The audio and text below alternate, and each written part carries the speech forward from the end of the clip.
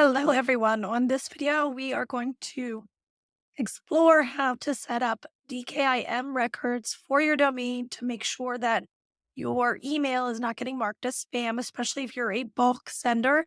And then we're also going to set up DMARC records to make sure that your emails do not end up in people's spam. The first thing we're going to do is log into our DNS providers. This may or may not be your web host, or it could be your domain registrar. For me, I have all of my domains registered at Namecheap, but my websites are hosted at DreamHost. So I'm going to go ahead and select one of these, and I'm going to edit the DNS. In DreamHost, you can edit the DNS even if the domain is registered elsewhere. I'm going to go ahead and edit here. I'm going to show you for the DKIM records, and I'm going to have detailed instructions in the notes of this video. So you can, in the description of the video, so you can do this without having to leave YouTube.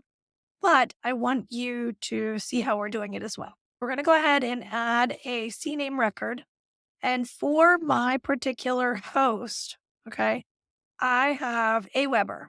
And Aweber actually demands that we use 3 different CNAME records because Aweber rotates the DKIM keys to make sure that they stay secure. This is another reason why I like Aweber for email, because it is much more robust than most email marketing platforms, and they think of things that make things easier for you. Okay, we're going to go ahead and add another one. So I copy and pasted what I needed there, and you're going to need to do this for whatever email provider you have.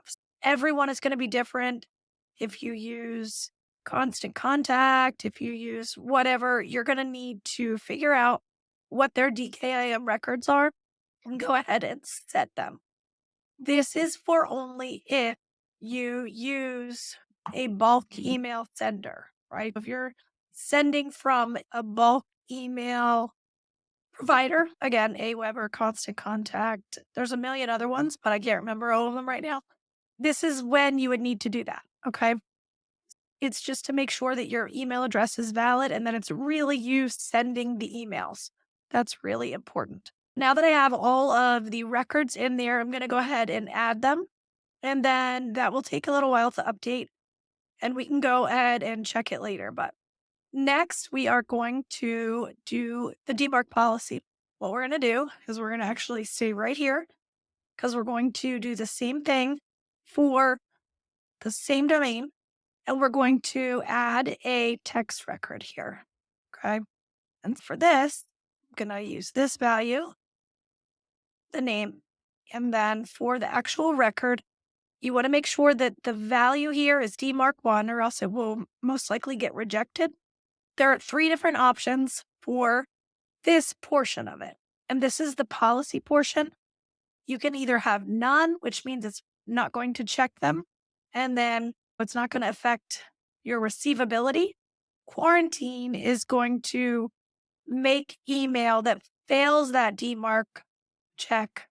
They're going to mark them as suspicious, and they should end up in your spam folder. The reject actually makes all of the emails that fail this check just bounce. That means that us as bulk senders, if we don't have this done, then our email is likely to be rejected if we don't have this set up.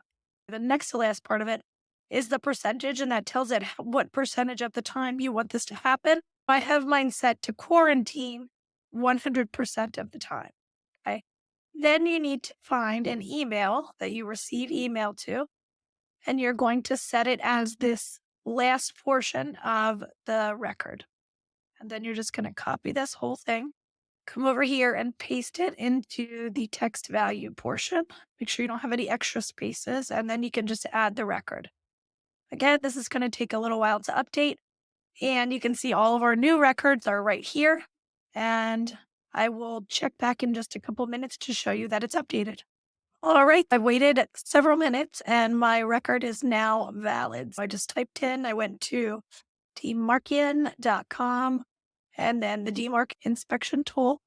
put in my domain and then clicked inspect domain, and it looks like the record is valid. If you have any questions, you can always leave a comment or email me at amanda@tdm-marketing.com, and I will get back to you.